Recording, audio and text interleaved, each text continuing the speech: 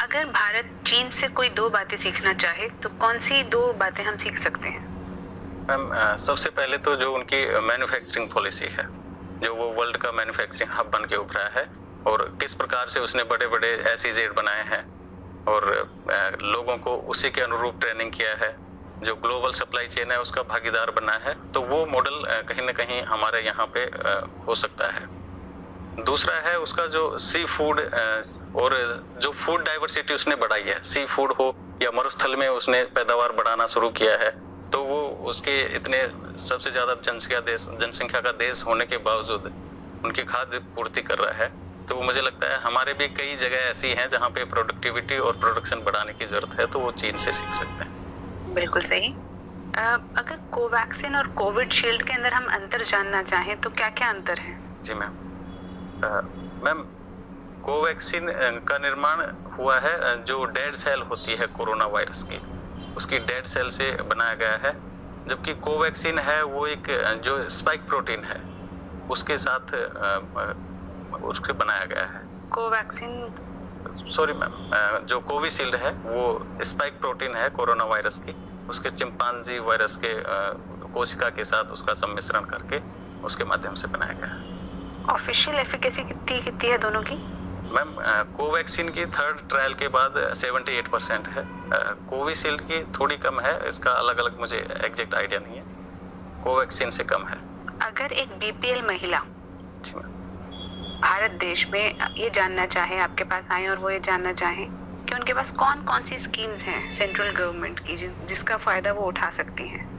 Ma'am एक तो जो नरेगा में है, नरेगा का फायदा उठा सकते हैं।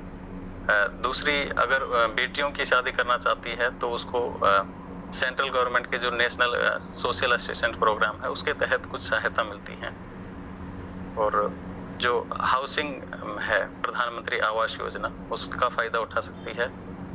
मैम अभी तो यही याद कर पा रहा हूँ। हेल्थ से रिलेटेड एक्चुअली जो आयुष्मान भारत योजना है उसमें, लेकिन उसमें 2011 की जो सोशल एजुकेशन जो SECC 2011 की है उसकी जनगणना को ध्यान में रखा गया है, हालांकि उसमें BPL को भी काउंट करते हैं। ठीक है।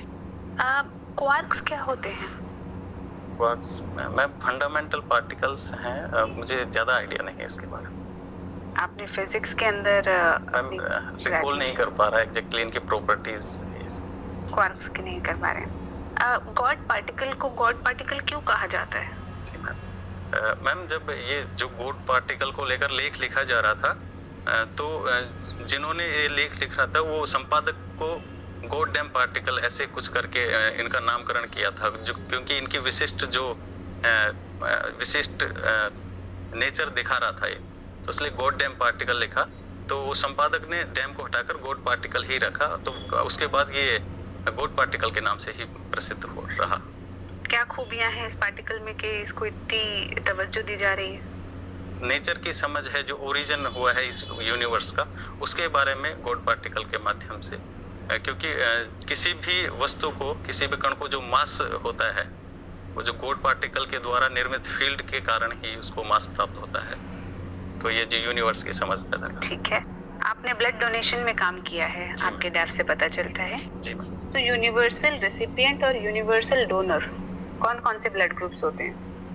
Ma'am AB positive, AB negative होता है, वो यूनिवर्सल रिसेप्टर होता है, यूनिवर्सल डोनर होता है। Sorry, AB negative? Yes ma'am. Donor होता है?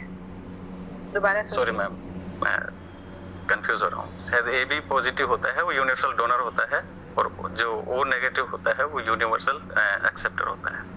चलिए ठीक है, एक बार देख लीजिएगा। ठीक है। मेरा अंतिम सवाल आपसे, आपके रोल मॉडल कौन है? मैम मैं महेंद्र सिंह धोनी को अपना रोल मॉडल मानता हूँ। क्यों?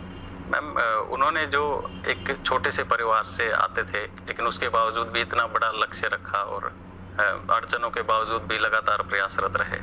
किसी भी मैच में उनकी जो स्ट्रेटजी होती है खेलने की, वो उनका आइडिया, उनका जो खेलने का तरीका होता है, वो बोलते हैं जो हमारे कंट्रोल में नहीं है, जो अनकंट्रोलेबल हैं, उनके बारे में ध्यान ना देकर जो चीज़ें कंट्रोल की जा सके उनके बारे में ज़्यादा फोकस करें तो ज़्यादा बेहतर परिणाम। Thank you so much. Thank you ma'am. Subhash.